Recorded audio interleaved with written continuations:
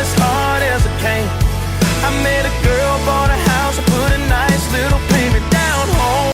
Thought I'd make a quick video, and my voice is about gone, so forgive me if I sound very raspy, but just shot a second deer of the season, and we really enjoy this for our family as a healthy, lean source of protein. We do all of the processing ourselves, and so I just thought I'd show a little bit of that. I'm gonna flip this around. So this is one back leg of a deer, and I'm about to start cutting it up. It's been in a cooler. Right here, we've already got one done, but this we've got dehydrator with jerky going, and just got trays and trays of this. I'm gonna work on cutting this up and showing you the different cuts that come from this.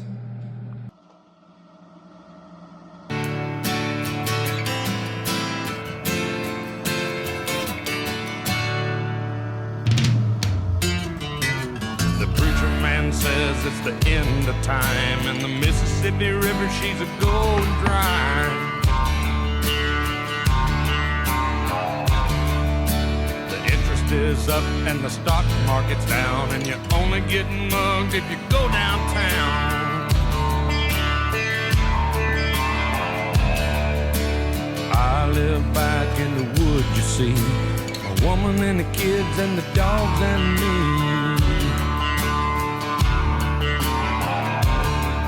Got a shotgun, a rifle, and a four-wheel drive, and a country boy can survive. Okay, I'm back. About 15-20 minutes later, and here's what we've got. We took this one hind quarter and separated all of the different cuts of meat. It's pretty easy to do. You just basically cut along the seams. But here we have our bottom round, our top round. We've got our shank.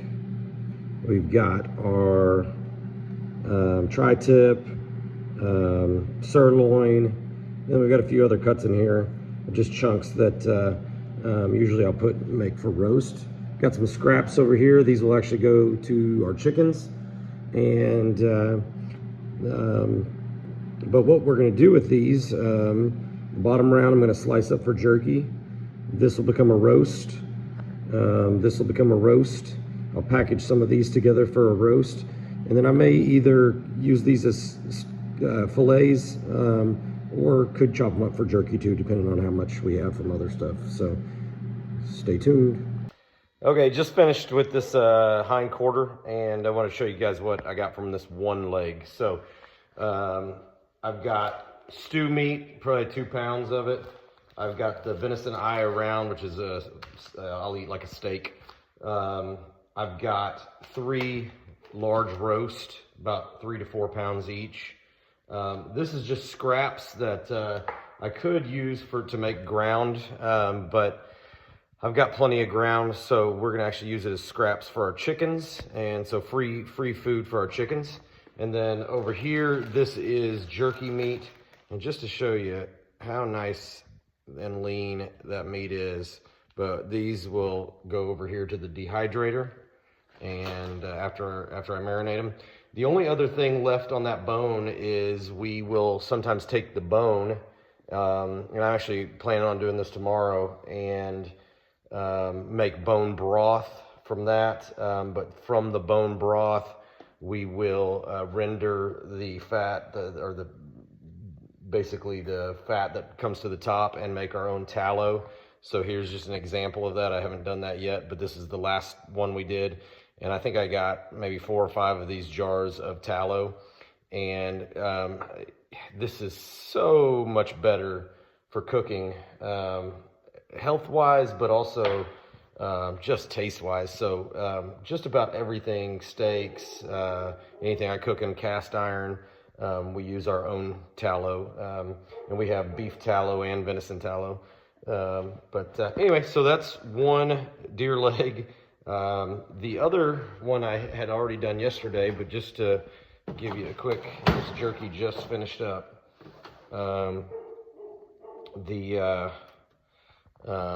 jerky is very yummy. So that's what we do with our deer. Bye-bye. Okay, lastly, I get a lot of people ask me about my jerky recipe because it's really good and we make a lot of it. We've sold it from year to year, but we eat so much of it that I generally don't sell too much of it. So this is about a 3-pound bag of sliced venison.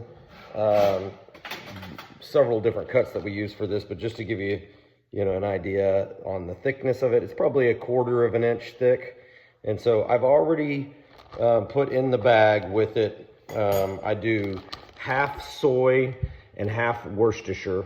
And then I will dilute it with a little bit of water, otherwise it can get a little bit too salty. So, the amount of water depends on the amount of meat in the bag. So anyway, soy, Worcestershire, a little bit of water, and then we add some garlic powder and onion powder. Don't use garlic salt. Like I said, the soy is already going to be pretty salty. Use black pepper, quite a bit of black pepper. Like I said, I have 3 pounds of meat in here. So, and then for spice, I use cayenne and red pepper. My family likes it pretty spicy, so I tend to do quite a bit of cayenne and red pepper. And then I will let it marinate for usually 24 to 48 hours, just to really let those juices soak in. And then I'm going to put it on the dehydrator. If you don't have a dehydrator, you can certainly use an oven, a air fryer as well. I think in my opinion, the dehydrator works a little bit better. And I can probably do 10, 15 pounds at a time in the dehydrator. So what we will try to do is make several bags of this over a couple-day period. The ones that are made first tend to get the most time marinating, and the ones that are made last, maybe are just getting the 24 hours, but it works out pretty good for us. And like I said, it's excellent jerky. You could do this with venison or beef. We have done this with some of our lower quality beef cuts as well, but turns out pretty good. So I always take a look after I mix it up and see how the red pepper is kind of distributed throughout the bag. It looks like it needs some more to me, so I'm going to add a decent amount more red pepper. Like I said, we like it spicy. And I'm going to mix it up. Maybe a little bit more garlic. Like I said, I have probably 3 to 4 pounds of meat in this bag, so it's quite a bit of meat. All right, and like I said, then we will, in the dehydrator, I'll run it at 165 degrees for about 2 hours, and that kills off any bacteria. And then I will lower it down to about 135 and run it approximately another 8 hours.